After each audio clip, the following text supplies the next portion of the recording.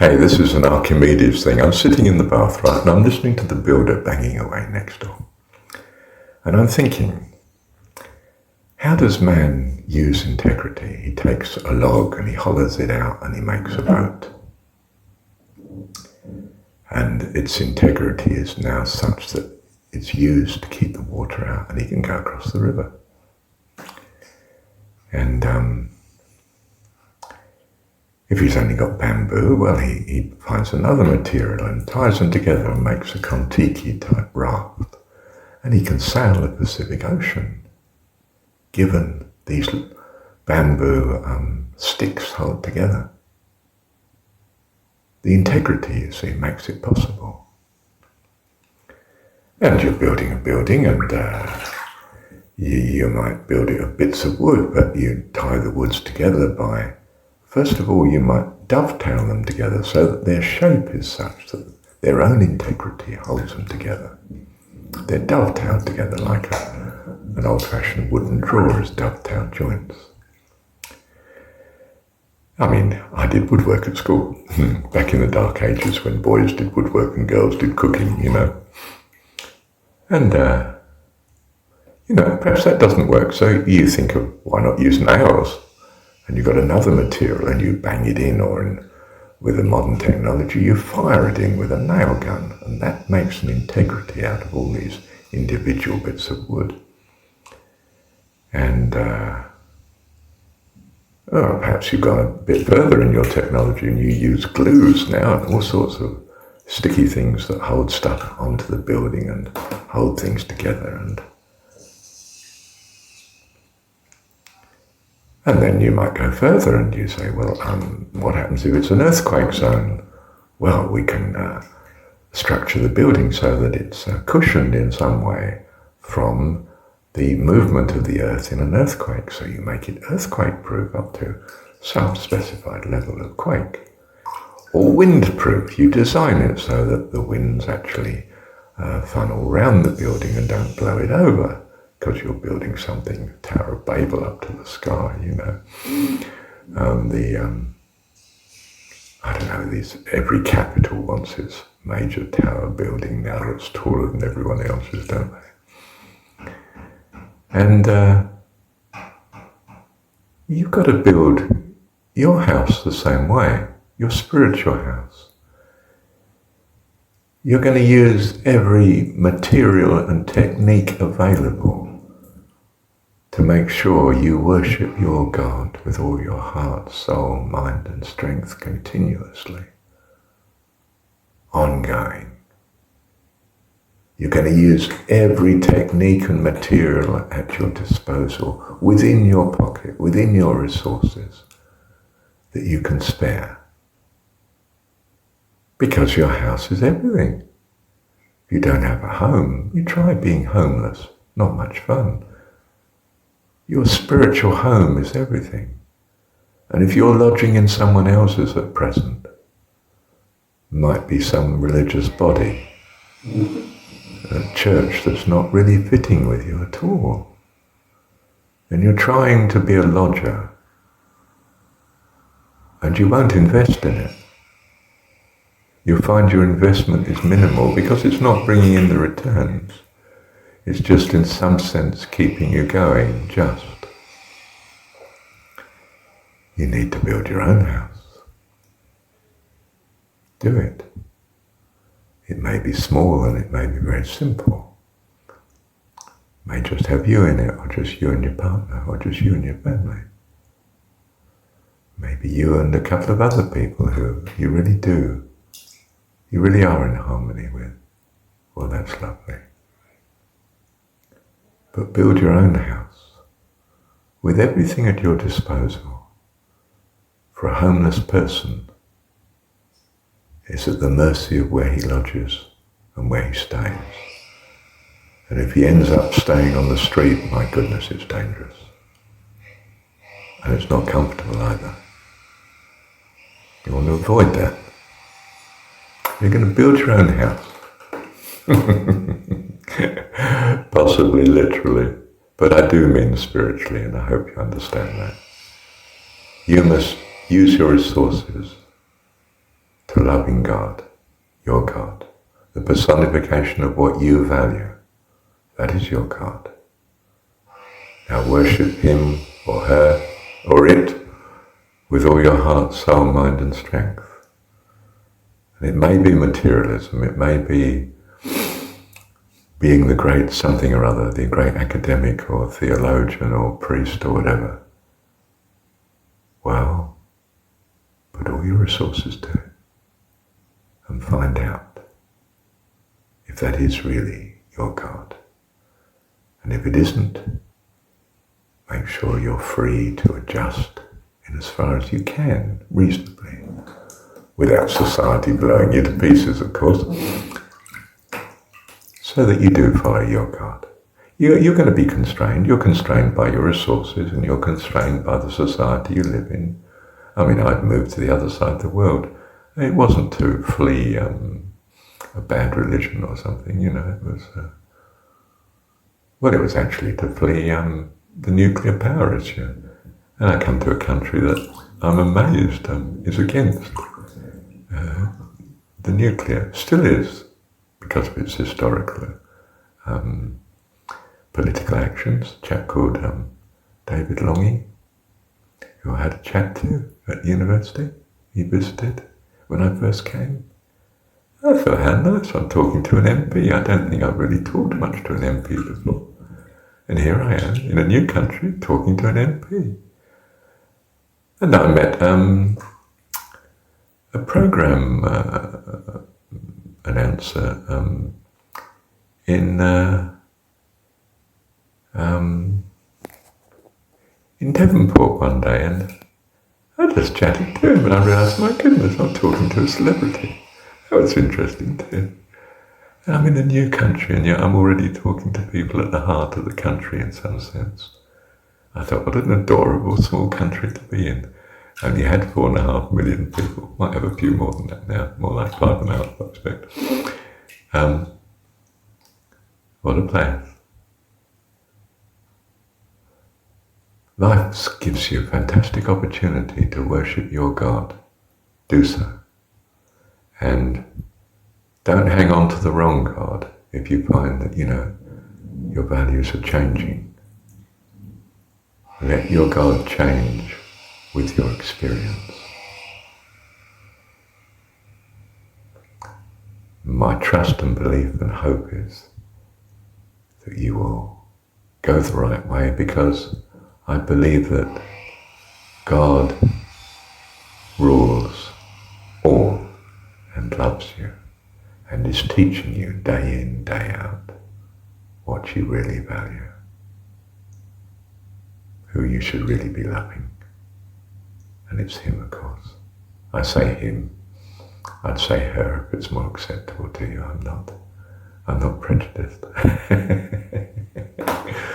I'm of the opinion that we are both male and female to some extent. And we may even vary from time to time just how feminine or masculine we are. I've been a house husband for I don't know how long. I felt that's a feminine role, but then I thought, well, only because your society has said it is.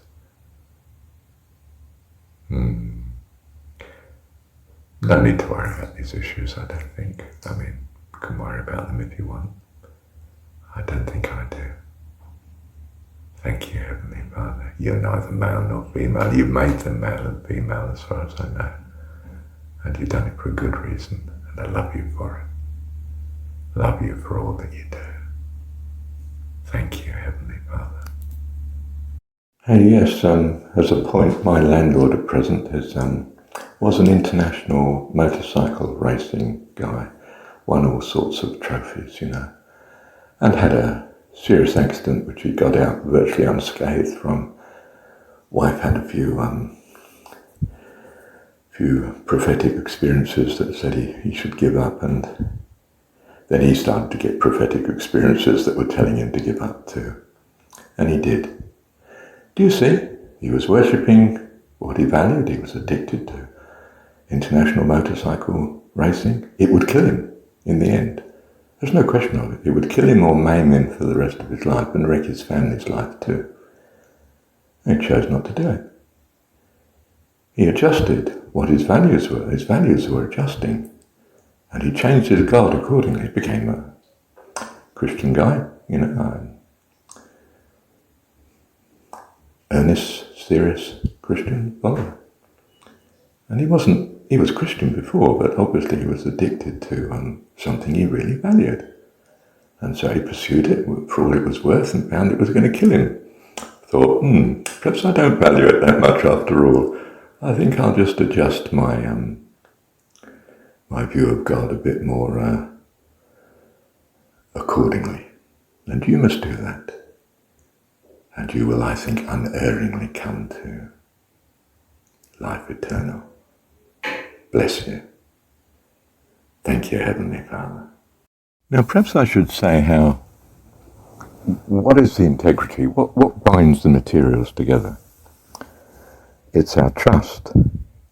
If you lose trust in a relationship, if you start to doubt the other person, you can't build. You don't know what the outcome will be of any action you make. Your uncertainty escalates. The relationship is wrecked. The adhesion between the two of you starts to vanish. It falls away, decays, fast. It can be swept away quite quickly. Be careful of unfaithfulness. Along with Jesus, even the thought of it, be careful.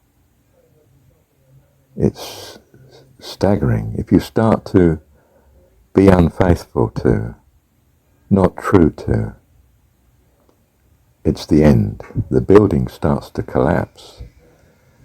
It's like the cement was inferior and it just collapses. Doesn't take the stress. The materials we had a leaky homes problem in New Zealand. The timber, I think it had grown so fast, radiata in our climate here grows so fast it wasn't actually strong. I think that's the case. Builders might put me right on this. And you've got a material that does not have the integrity you thought it had. So I think they ended up chipping most of the forest that's left. I got that impression anyway. But you see the point. If it's the same in a church, and I mean I've found this to my bitter experience, that if someone's got a complaint against you but won't come to the surface, so you don't know who it is, well, you start to mistrust everybody. Who is this person? Every time you get some negative response from someone, you think, perhaps it's them, or perhaps they've been infected by their gossip and chat. And you just think, I can't stay here. The fellowship's collapsing. Do you see, you can't build a church that way. I hold to the view that you have to solve it in the way that Jesus is said to solve it, namely that you go to the person, you sort it out, face to face, it's out in the open, at least between the two of you, and if you don't get anywhere, well, you take 2 or 3 others, and, if you can't resolve it, well, you open it to the whole fellowship, and, well, they come to whatever conclusion they come to, but at least it's all above board, and you now know what the new situation, if indeed it is a new situation, is, and, well, you address it accordingly, presumably, I'm not saying you chuck people out or anything like that, but I am saying that in some sense everybody's on their guard against whatever the problem is, and everyone's aware of it. And, I don't mean that they're unloving as a consequence. You don't want that to happen, but you do want everybody to be fully armed about the reality of what's going on. In other words, you don't maximize uncertainty. The solution to uncertainty is to minimize it, and you minimize it by having an integrity, a reliability. You can count on this person. When they say something, they're honest, unless they're really shielding something that has to be shielded, for the sake of something more important. If they break their word, they try to compensate, they try and make up for the fact that they put you to disadvantage and cost, and they didn't want to, but circumstances had changed. So, there's an integrity all the time that tries to respect each other as persons to be cared for and concerned about. That's integrity. It's not an iron law of keeping to rules and commandments, and it's not that. Integrity is much more spiritual. It's truly recognizing priorities and truly trying to address such changing circumstances, such unknown, unforeseen circumstances, adjust and minimize the cost of having wrongly predicted what the future would be optimally. In other words, we don't keep vows, we don't make vows, as Jesus says, we don't make vows. Let your yes be yes and your no, no, because more than this cometh of evil. I'm saying yes now, I'll be there at 5 o'clock, but if Mum's taken ill, well, I won't be, that's the reality. We've got something much more important. Did this cost you something? Oh, well, I'm so sorry. Can I compensate you in some way? What can I do? And you'll probably say, oh, no, we're in fellowship, mate, don't forget about it. Or, I totally understand, you did what was right. I got by and I had a nice evening anyway. There's integrity, you see, there's trust, openness, honesty. That's what holds a relationship together. If you don't have that in a group, well, you can't build with it. It becomes a very ineffective group. You may present as a church or a fellowship or a family, but really, it's nothing at all. It's a paper tiger. It has no strength. It has no... it's a man of straw. There's nothing that's holding it together. Do you see these things are very important? And hence what we think of as the moral code is worshipped. It's wrongly worshipped. And it's adhered to ruthlessly, as if there were no spirit of love and kindness. And that, of course, is totally wrong. But morality is there to guide us into how our relationships can be good. And if they're good, we can build on them and we can have a much more wonderful society and life.